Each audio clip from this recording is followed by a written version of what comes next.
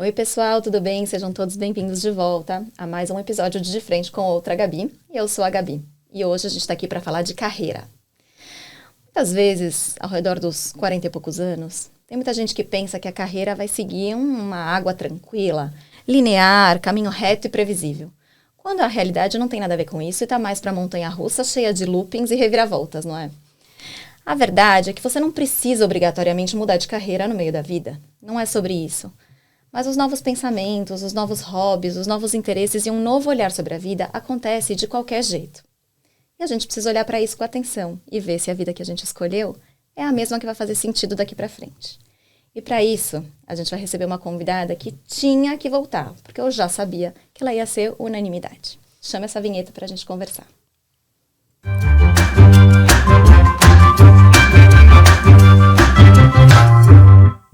Bom, ela tinha tanto para dizer que não cabia num episódio só. E eu tenho uma ideia aí que ela ainda vai voltar por muito tempo. A Candy é formada em psicologia, especializada em gerontologia no Hospital Albert Einstein. E hoje ela é mentora, consultora, criadora e curadora de conteúdo, mediadora e podcaster. Um podcast do qual eu sou fã. Mas ela também tem 27 anos de experiência passando por multinacionais, de bens de consumo, mas em várias áreas, como RH, marketing e pesquisa. Ela liderou vários times, respondendo inclusive pela América Latina. Uma carreira tranquila, básica, pessoa básica. E ela teve a ousadia e a coragem de mudar para descobrir uma nova paixão. Seja bem-vinda de volta ao De Frente com outra Gabi, Candice Pome. Obrigada, Gabi, mais uma vez. Obrigada, feliz em estar aqui. Yes, volte sempre, a gente ama te ouvir. Candice, fala um pouquinho pra gente. Depois de 27 anos, ou seja, que você já acha, tô com o dever cumprido aqui, eu já sei qual que é meu caminho, qual que é a minha vocação. Você decidiu mudar e optar por outras rotas. O que foi mais difícil? Lidar com as planilhas de Excel ou assumir essa outra paixão e mudar o rumo da carreira? Nossa, eu acho que tudo é difícil, né? Quando a gente tem que fazer uma mudança drástica na carreira e a mudança que eu optei, quer dizer, eu não saí de uma multinacional para ir para outra, né? Eu saí de uma multinacional depois de 27 anos em duas multinacionais, ou seja, casamentos longos, né, com duas empresas. Eu decidi voltar para a psicologia, que foi a minha base, a minha origem acadêmica, e reforcei isso com a gerontologia. Então eu voltei para a área de saúde, que é um outro universo. E abrir consultório, fazer atendimento, abraçar as planilhas. É tudo mundo novo. A gente a gente é iniciante. Eu acho que a parte boa de tudo isso, tudo é assustador, tá? Então vamos falar a verdade, tudo é muito assustador. Você se deparar com uma agenda onde você não tinha horário de almoço e no dia seguinte você passar semanas com a agenda em branco e que você sabe que ela só vai encher se você for atrás de encher essa agenda. Então é assustador. Mas tem uma parte que é boa que isso aconteça depois que a gente, né, passou dos 40, que é a gente nunca começa do zero. Você vai percebendo durante a mudança que você não está começando do zero.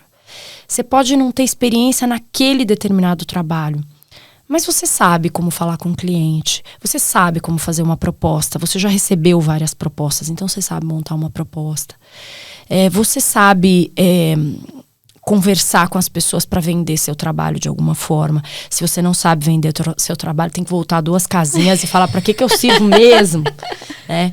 Então, eu acho que muito da experiência que você teve na carreira anterior, você empresta para essa nova carreira. Agora, a habilidade técnica da nova carreira, você tem que ralar, tem que estudar, tem que ir atrás, tem que ler muito. Mas eu acho que isso vai moldando um pouco, modificando o ecossistema onde você está inserido. Então, se antes você tinha muitos amigos do mundo corporativo, você até segue com alguns amigos, estamos aqui, né? Mas você começa a abrir espaço para outras amizades. Então, assim, eu me reconectei com amigas da época da faculdade, queridas, inclusive, que foi um presente poder me reconectar com elas. eu comecei a olhar mais para esse mundo acadêmico de uma maneira de como é que as pessoas vivem desse mundo acadêmico? Qual é a política que rola? Porque se engana quem pensa que só na corporação rola política. No mundo acadêmico é pior do ponto de vista não sabia, não. Político. Nossa, muito ego. Você tem pós-doutorado? Não. Você só tem especialização? Não sei se você vai conseguir dar aula, não sei. Então, assim, tem muita coisa aí. Então, tem esses mundos, eles são diferentes. E aí você tem que aprender as novas regras do jogo. Mas fácil não é. Mas a planilha, eu entendi que mesmo a gente sendo de humanas, a gente vai ter que abraçar sempre a planilha. Não me fala. Entender o quanto a gente vale, qual é o valor do nosso trabalho, até para decidir fazer de graça. Os primeiros anos eu fiz quase que tudo de graça, porque eu queria me lançar nesse novo trabalho. E para isso você precisa ter um pé de meia, que eu acho que daí é outra história que a gente vai ter que falar, né? Mas acho que você já começa com uma paulada. Às vezes a gente não começa algo novo, ou a gente pena ou fica chateado de ter que começar algo novo, achando que você vai começar do zero. E não é sobre começar do zero. Não. Tudo que você fez constrói um pouquinho de você. Conta muito. Tem uma poupancinha que tá lá pra você, entendeu? Nada é perdido, desde que você tenha ficado em movimento todo esse tempo. Nada. Eu acho isso um conselho valioso para quem tá aqui pensando, será que se eu começar, ou eu começar uma coisa agora, isso é um recomeço mesmo, ou isso eu valho menos 10? Não, na verdade você já fez muita coisa que você nem sabe que te deu um monte de competência adquirida. Exato. Que aconteceu? Foi coragem, um chamado, foi exaustão corporativa, não aguentava mais esse meeting no Teams? Nossa, lembrando que eu me desliguei da corporação logo depois da pandemia, né? Então, em 2021 eu já fui avisada que as coisas iriam mudar, ia ter uma outra reestruturação, mais uma, e que minha vaga ficaria nos Estados Unidos. Então, para onde eu queria ir para os Estados Unidos? Eu tinha 3 alternativas de lugares. Mas eu estava numa transição não só de carreira, eu estava numa transição de vida também. Eu tinha acabado de me divorciar de um casamento de 21 anos. E eu falei, não vai dar para fazer as duas coisas ao mesmo tempo, né? Então, eu decidi chegar num acordo e aí, então, foi uma parte... Eu acho que eu já vinha de uma exaustão. Mas eu não me imaginava não trabalhando tão logo, né? Não trabalhando numa empresa tão logo. E principalmente nessa circunstância, né? De estar me separando, de fazer uma nova vida. Então, acho que exaustão, eu não posso mentir, eu já estava exaurida. Muitas vezes eu olhava assim de dentro de uma sala de reunião e via o sol, que na minha última, o sol fazendo assim. E eu falava, quando que eu vou poder sentir o calorzinho do sol pegando na minha pele e trabalhar ao mesmo tempo? Sim. Né? Quando é que eu vou poder observar esse dia que passou, que não foi um dia de calendário, que eu vi tudo acontecendo da janela e do ar-condicionado? Então, eu já pensava isso. Eu só não conseguia imaginar como que eu ia fazer a minha vida profissional, como é que eu iria viver com esse novo sonho. Então, como eu não tinha esse novo lugar para ir, eu ficava lá. Sim. E eu sempre me automotivei. Eu sempre fui muito fácil de me automotivar com coisas, que eu acho que isso é muito importante. De momentos de exaustão, se você não abraçar coisas que já existem dentro da corporação, as quais você possa se conectar, dentro ou fora da organização, você não consegue ter energia. Eu acho que fica muito fácil você ficar uma pessoa chata, desmotivada, que não vê, que só reclama, que depois as pessoas não querem ficar perto. E eu achei projetos dentro da empresa nesse período que eu conseguia abraçar e que daí me motivavam, que obviamente eram os meus projetos queridinhos, e aí todo mundo falava, mas tem que olhar para os outros projetos. Eu queria olhar só para esses. Mas eu sabia que era a minha fonte de motivação. E fazer a gerontologia em 2019 foi uma grande motivação. Então, tudo que eu aprendia na gerontologia e o fato de ir para uma faculdade de novo, eu voltava cheia de ideias. E como o público que a gente atendia, eu tinha uma parte desse público que tinha a ver com o que eu estava estudando, então eu voltei com muitas ideias. Eu ajudei a criar o programa Diversidade e Inclusão, né, o pilar de gerações, que não existia. Então, eu fui moldando um pouco das paixões que eu estava naquele momento para trazer, era uma membrana permeável, assim, eu trazia coisas para a empresa e ao mesmo tempo a minha nova profissão que estava se formando também tinha esse embasamento corporativo. Então, é isso, fazer uma proposta você sabe como faz, o Excel você vai ter que fazer. Sim. Então, você me pergunta o que foi, Eu acho que foi, primeiro ser despedida mesmo, sim, né? Isso ajuda né? para ter um novo caminho. Tipo, olha, ou você vai para os Estados Unidos ou não tem sua vaga aqui, sua vaga vai fechar. Então, assim, aí você tem que se virar nos 30. Ajudou muito eu ter já começado a estudar uma coisa antes, já antecipando que em algum momento eu ia ter que fazer uma transição, eu ia ter que abraçar outros saberes. E eu acho que teve ousadia também, porque eu comecei esse negócio sem saber qual era o título do que eu oferecia. Sim. E aí, minhas amigas que ainda estavam na corporação, meu board consultivo, falavam assim, tá, mas como é que você vai ganhar dinheiro com isso? Eu quero um business case. Qual que é o nome? O que você faz? Teve um dia que assim, eu colapsei, comecei a chorar. Eu falei, eu não sei o que eu faço. Eu não sei como eu vou ganhar. Eu só sei que eu quero trabalhar com envelhecimento. Eu sei que eu posso ajudar as pessoas. E aí, aquilo vai se mudando. E eu acho que você vai fazendo uma coisa, vai fazendo outra coisa. E vai vendo o que dá certo, entendeu? Sim. Eu adorei. Board consultivo, board chama? Consultivo. Eu tenho tenho um board consultivo de amigo. Como é importante Muito. Board consultivo. Eu acho, Candy, curioso, e as pessoas mais interessantes que eu recebo são pessoas que não têm uma carreira linear mesmo, e que pensaram, e que não sei se isso vai virar um curso, se isso vai virar minha próxima carreira, se isso vai virar um hobby, ou se isso vai virar uma área de diversidade dentro da empresa, mas eu vou tentar e vou começar a ver coisas fora. Mas cada vez menos a gente tem uma persona do trabalho e uma persona na vida pessoal, né? É tudo meio que uma simbiose. Eu gosto de estudar sobre velhice, longevidade, eu acho que isso é legal para mim.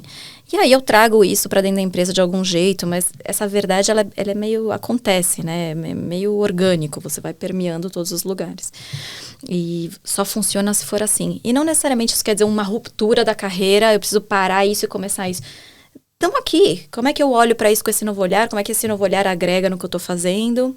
Para você, ele significou um novo caminho, mas antes disso, ele também significou trazer esse talento para dentro da empresa de outro jeito. Isso. É esse grande mashup da vida, né? Que você vai juntando as coisas, eu acho que vai dando um enredo. Mas a gente também tem que ser muito honesto de que a gente consegue fazer isso quando a gente tem uma certa segurança e um ambiente um pouco propício. Então, o que eu digo, né? Que às vezes a pessoa está dentro das mentorias, eu tenho muitas conversas sobre transição de carreira, muita gente me procura porque está em transição de carreira e fala, e aí? O que vai ser? E aí o que eu percebo é assim, quando você tem segurança daquilo que você faz bem, você sabe onde você faz a diferença, numa reunião que você faz a diferença, em uma reunião que você foi para preencher tabela. E eu acho que quando você tem segurança suficiente, quando você tem um ambiente propício dentro da empresa, a gente tem vários momentos da vida que você tem momentos de calmaria. Que eu chamaria de calmaria. Mas não é calmaria. Às vezes você tem uma equipe, a melhor equipe que você já teve até então. Você fala, gente, o pessoal tá voando. Ao invés de eu ficar lá controlando o que eles estão fazendo, talvez seja a hora de você tirar a cabeça fora da água e falar assim, o que mais me interessa? O que mais eu posso fazer nesse momento que eu tenho total confiança na equipe que está aqui tocando as coisas? São esses momentos que te dão força para você fazer coisas diferentes. Porque se você aproveitar esses momentos para falar, ai, eu não tô sendo desafiada, ai, eu tô achando que eu tô sendo subutilizada, é a pior maneira de você usar esse tempo.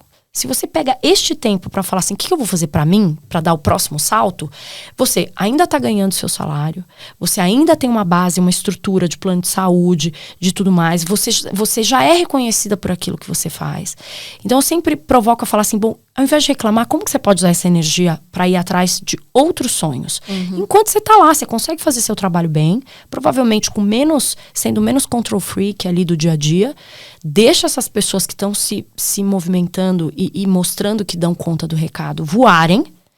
E será que você não pode negociar? Ao invés de você viajar, vai o fulano e você consegue fazer um curso? Será que você não pode aproveitar uma viagem que você vai fazer de trabalho e fazer um curso?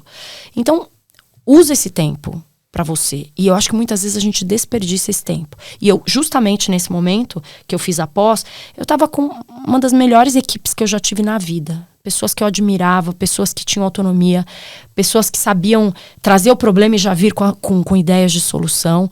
E eu falo até hoje, né? Eles me ligam, falam, chefe, eles ainda até hoje... Eu falo, os momentos de maior epifania que a gente tinha de criar coisas incríveis é quando a gente entrava, sentava numa sala e a gente sabia que a gente ia sair de lá com uma solução. Então, assim, gente, era um momento que eu falei, olha, agora eu vou fazer uma pós.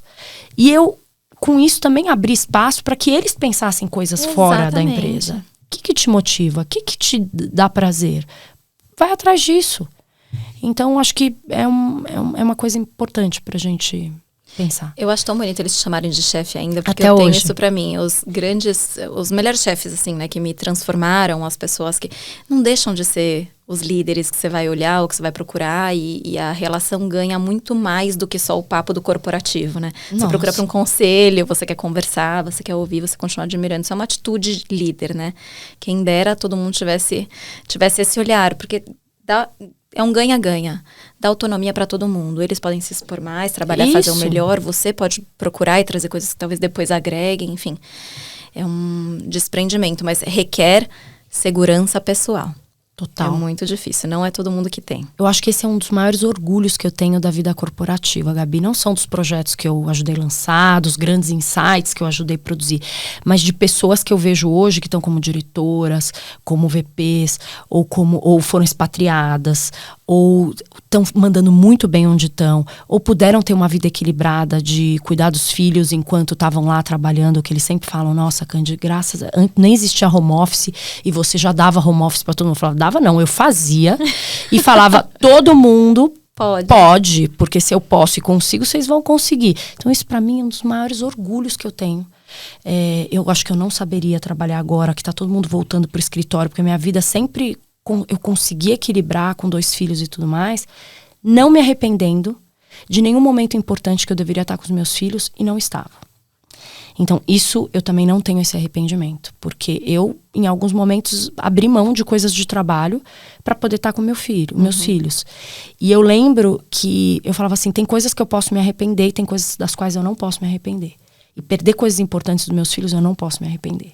E eu paguei, né, com alguns atrasos, com não ser promovida onde deveria. Mas hoje, quando muito você olha em pra paz. Trás, o atraso tem pouquíssima importância, né? No fim, a prioridade estava onde ela deveria estar. Muito. E a alegria de ter essas pessoas ainda me ligando, tipo, eu precisava bater um papo. Você acha que eu aceito essa vaga? Você acha que sim? Será que você aceita vir no meu podcast?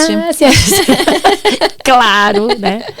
É isso mesmo, Candy. Por isso que você é exemplo. E por isso que te chamam de chefe ainda. Porque me chamam de chefe. A isso é muito orgulho.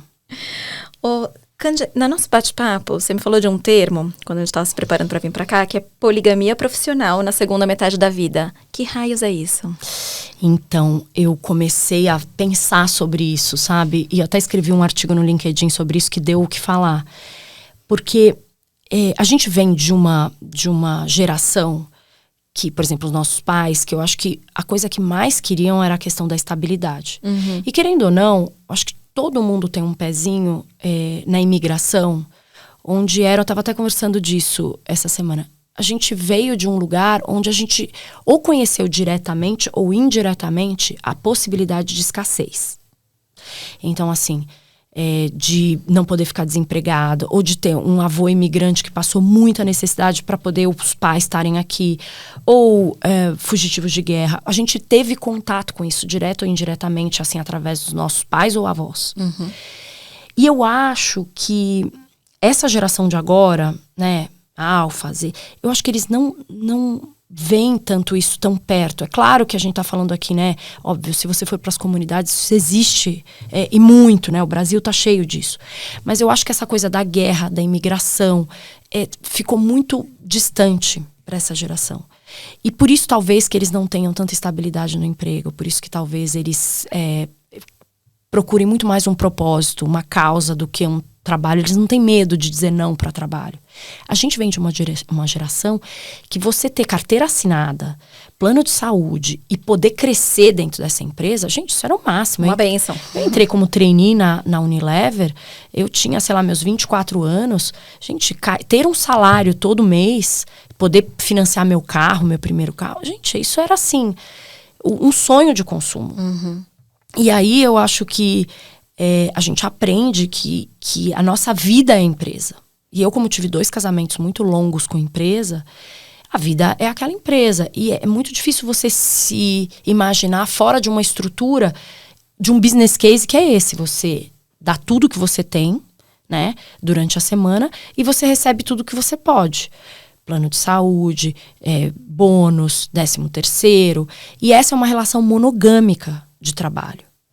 Quando eu saí e fui empreender, e eu vi que vários empreendedores já têm uma relação poligâmica com o trabalho. Que as pessoas que sempre foram empreendedoras, elas têm vários pagantes, vários fornecedores. E na segunda metade da vida, muita gente me procura para transição de carreira, fala assim, mas eu quero um outro trabalho igual eu tinha. Eu falo, não terás. Porque a gente sabe que existe muito etarismo, porque a gente sabe que é muito difícil se recolocar depois dos 55, 50 anos. E talvez se você se abrir e já desde os 35, 40 começar a pensar que talvez vai ter um momento na sua vida, tenha um momento que você vai ter que se abrir para fornecer a sua habilidade. Você vai ter trabalho. Talvez você não tenha emprego, mas trabalho você vai ter. Perfeito. E aí talvez você tenha vários trabalhos. E aí, como é que você lida com vários clientes, com vários trabalhos? Como é que você tem o seu valor? E eu acho que esse que é o grande aprendizado. A gente começar desde muito cedo a entender qual é o meu valor.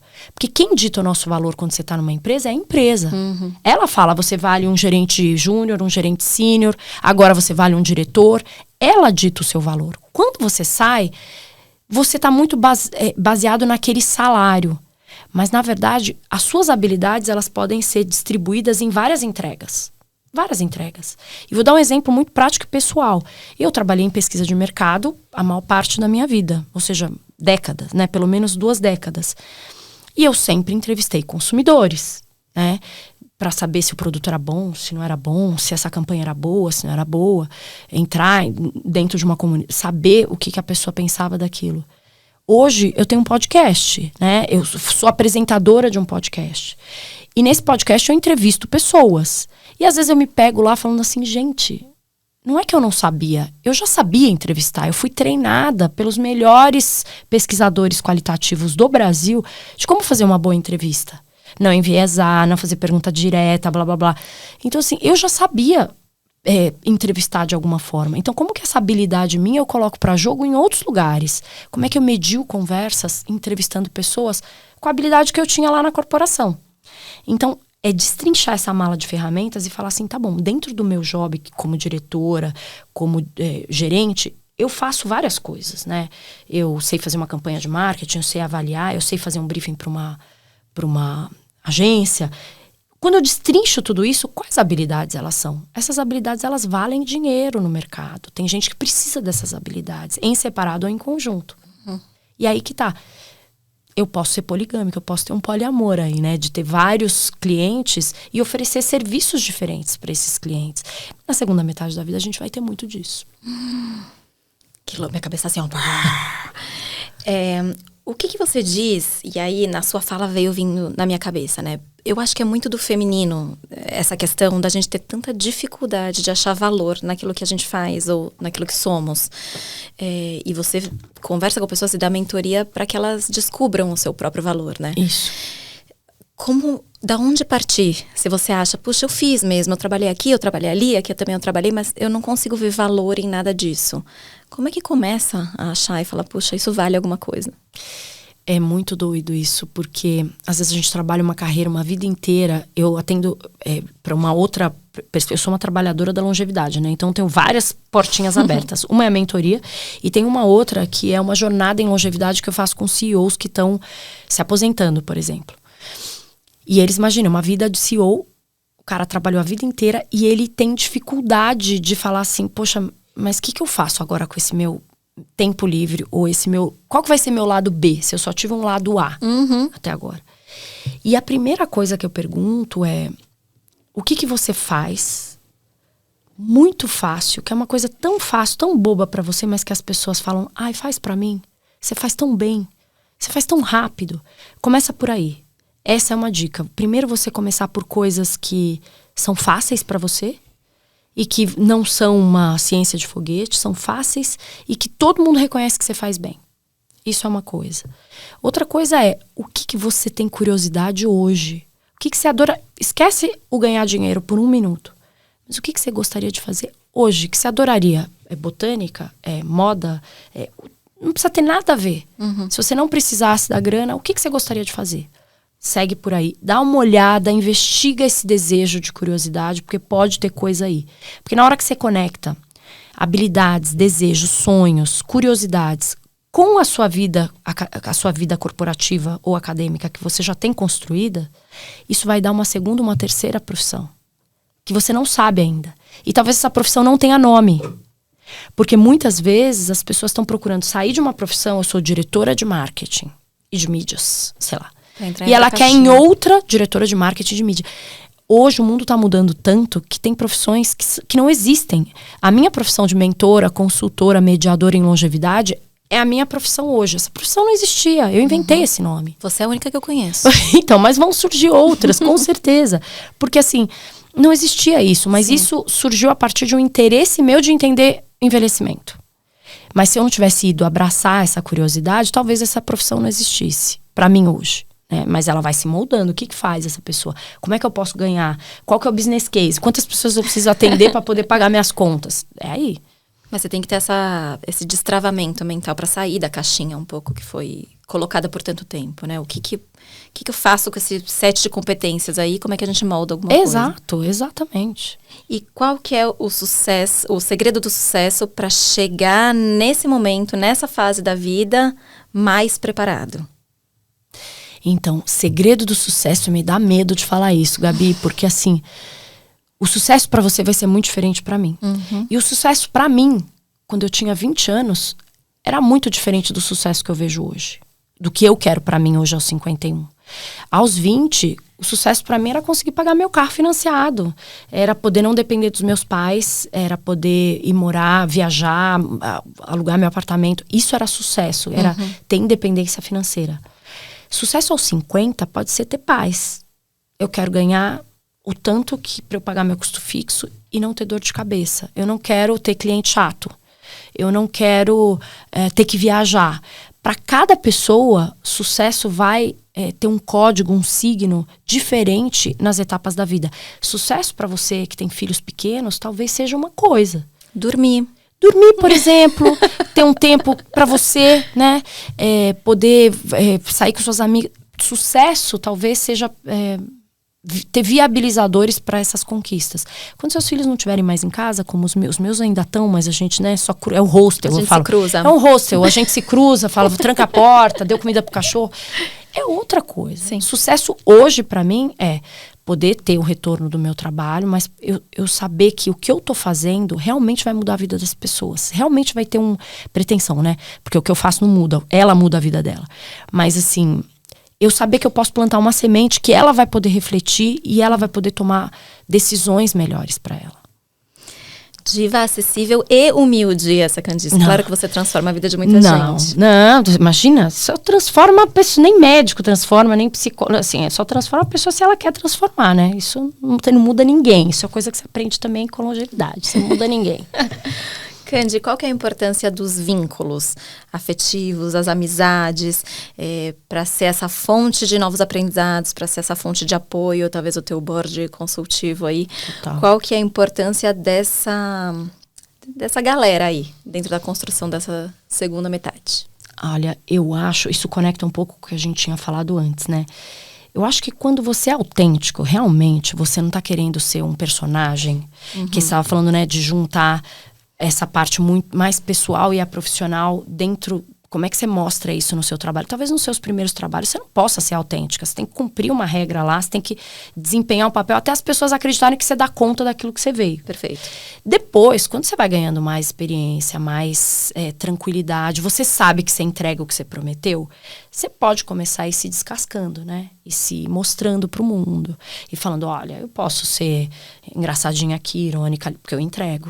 Você já tem isso. É a mesma coisa quando você está entrando num trabalho novo, as pessoas primeiro precisam saber que você entrega o que você promete. E aí você vai se desvelando.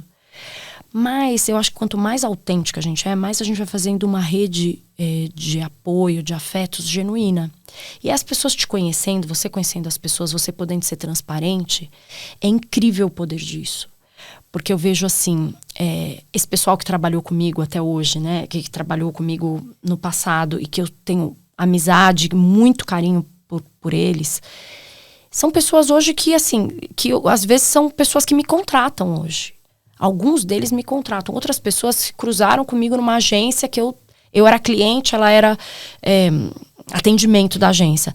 Essa pessoa, porque me conhecia e porque eu estava sendo autêntica, né, comigo mesma, essa pessoa me dá uma chance para eu ir apresentar um projeto ou participar de um pitch em algum lugar para prestar um serviço. Então, essa rede é a que vai te sustentar na segunda metade da vida. Porque a rede que te sustenta quando você está num trabalho, ela é uma rede que não necessariamente é uma rede que você escolhe, é uma rede compulsória. São as pessoas que estão lá e você desenvolve uma relação com elas.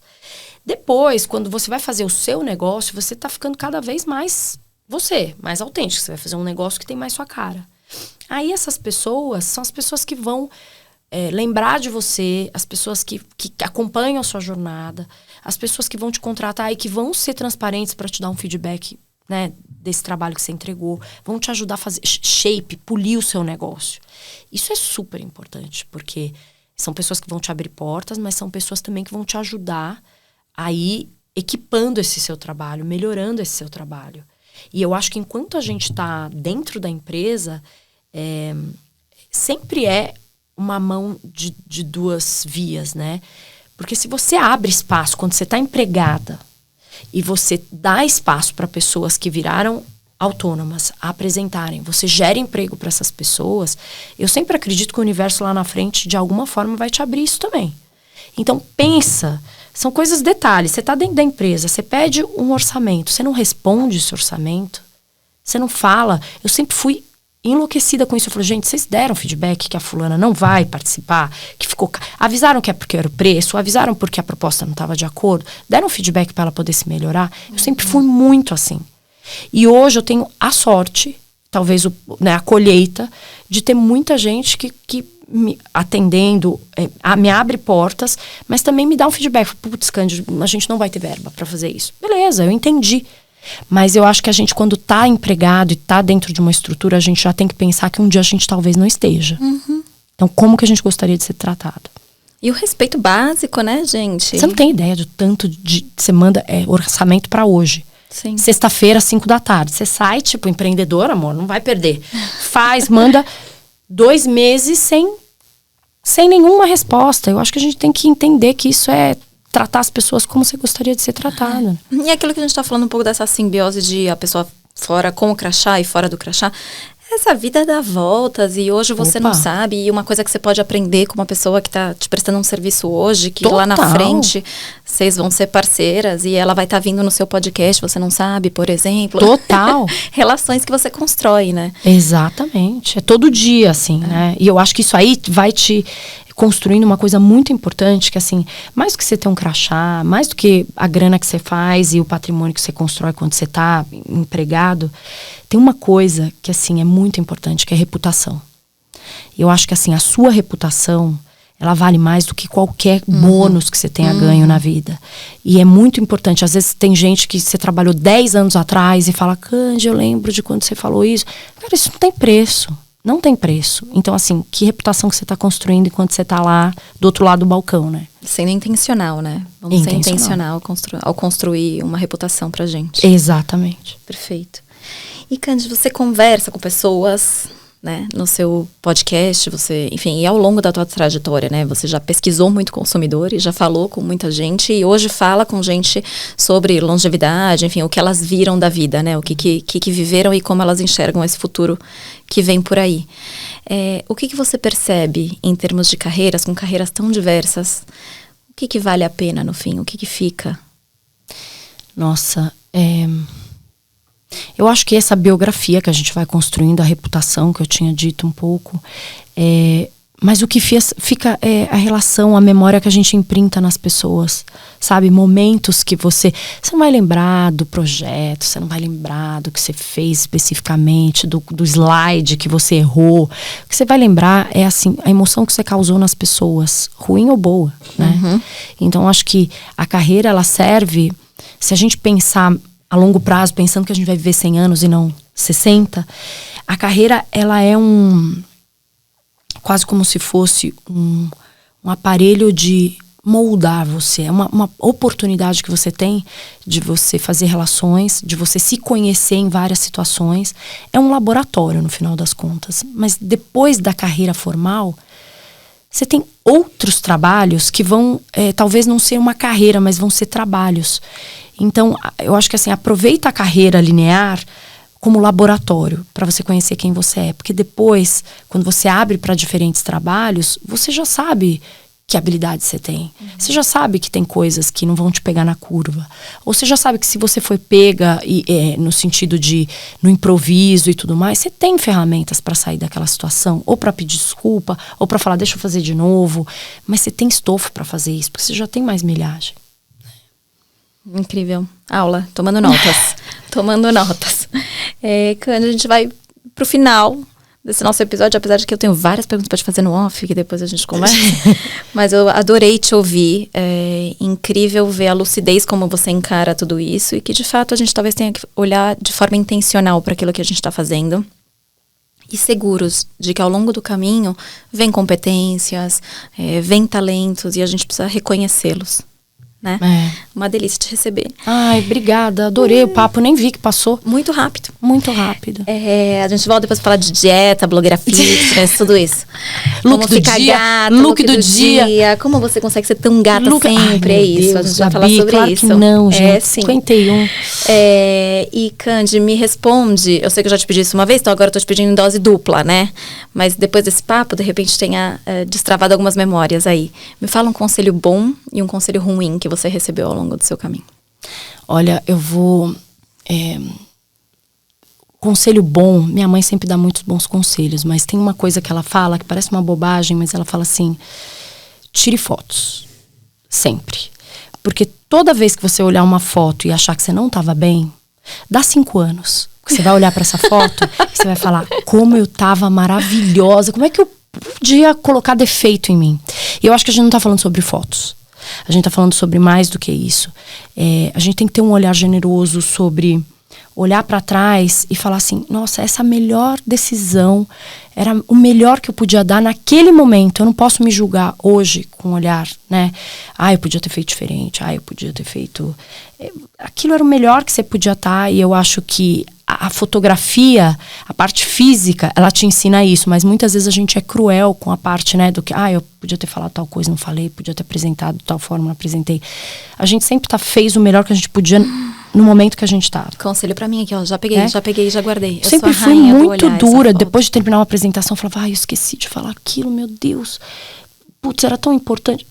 Não, naquele momento, com aquela audiência, daquela forma, era o que eu tinha para entregar. Uhum. E vamos ficar em paz com isso, né? Para ter momentos para você falar outras coisas. Eu acho que isso. E um conselho ruim... eu acho que eu ignorei todos os conselhos ruins da minha vida. Acho que eu rasguei, queimei. Tá aí um ótimo. Rasguei, queimei. Eu acho que eu sempre...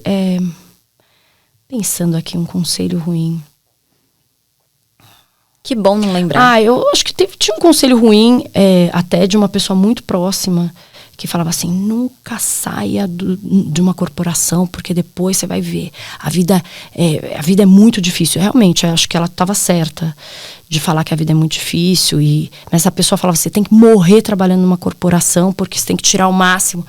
E eu acho que assim, não dá para você tirar o máximo de um lugar onde você não está ao máximo. E eu acho que esse novo laboratório que é ser empreendedora no Brasil, né, ter um CNPJ, é um novo laboratório e tá me testando, me treinando de formas diferentes. Então não dava para nessa vida pular essa liçãozinha. Então estamos aí. Se eu volto ou não sei. Mas assim, por enquanto o laboratório tá valendo. Que bom que eu tenho todo esse conteúdo gravado. Porque eu aqui na adrenalina, tô falando, nossa, eu preciso voltar nisso aqui pra ouvir isso aqui de novo. Eu vou ouvir e reouvir tudo que você ensinou. Foi incrível. Pra variar, foi incrível. Volta toda semana, tá passando aqui na porta, entra, vamos gravar. Imagina. Obrigada por ter vindo, Candy. Você já me ensinava lá atrás, segue me ensinando hoje. Gabi, é um orgulho enorme ver você fazendo o seu lado B, ainda estando no lado A. É isso que as pessoas têm que fazer. Que doideira. É isso que as pessoas têm que fazer. Porque você tá se experimentando de outras formas. E é lindo de assistir. Muito obrigada. É emocionante. Tá sendo uma jornada emocionante. Obrigada por estar aqui. Obrigada. Um beijo, volte sempre. Obrigada, querida. Até a próxima. Tchau, tchau.